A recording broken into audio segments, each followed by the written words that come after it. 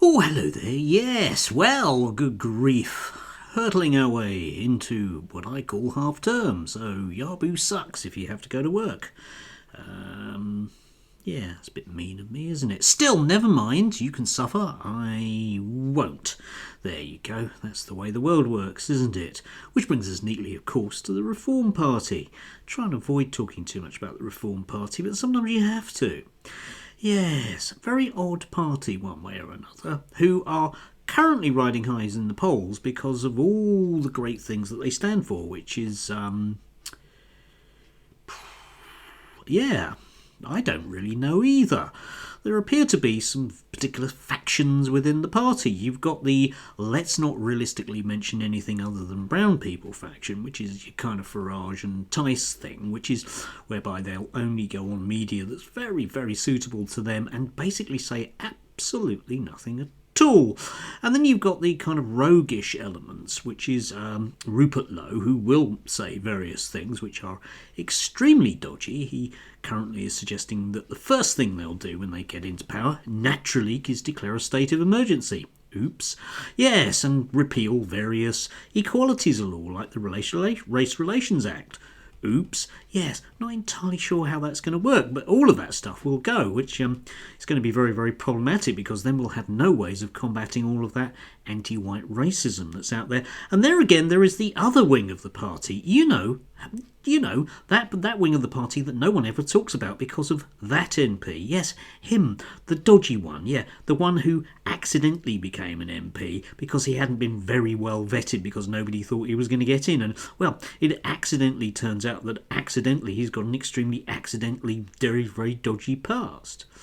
But the real problem about being a populist party is, well, you have to do things that are popular, otherwise it doesn't quite work. And you can squirm your way out of doing anything that's mildly problematic to you. I mean, we did have the recent Julia Hartley-Brewer having a go at Richard Tice over Ukraine, but it's a one-off, isn't it? Yeah, they'll only do GB News or The Telegraph or The Spectator or Spiked or whatever, because otherwise someone will start asking questions as to what exactly it is they're going to do. And unfortunately for the Reform Party, they are a bunch of MPs and they vote on things.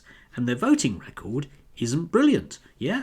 Given the, we're for the common man thing, their voting record so far effectively isn't. It just appears that they vote like the Conservative Party just on the basis of whatever big business wants them to do, which isn't actually going to work properly when it comes to the push and the crunch, because you can fool all of the people some of the time, but you can't fool all of the people all of the time.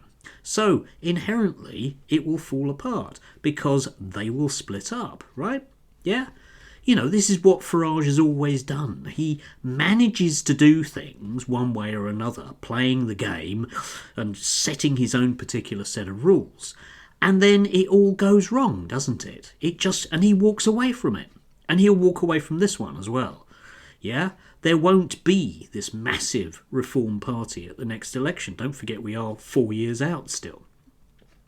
And that's a very long time for them to vote on behalf of, well, not your interests, yes? Yeah? Want to rent a house? You don't need rights, yeah? You don't need them. Fancy, some public services? No, not unless it's their hospital. They'll happily campaign for their hospital, but they don't want you to have your hospital because you don't vote for them in their constituency. Yes. Still, there are at least a sizable number of people out there who will, of course, see inevitably these group of people as their saviour, because, after all, they're the only ones that can stop the boats, aren't they? Definitely. Yeah, definitely.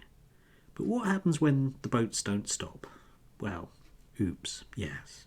You have to pretend that somehow it's someone else's fault. It's probably the brown people. Probably.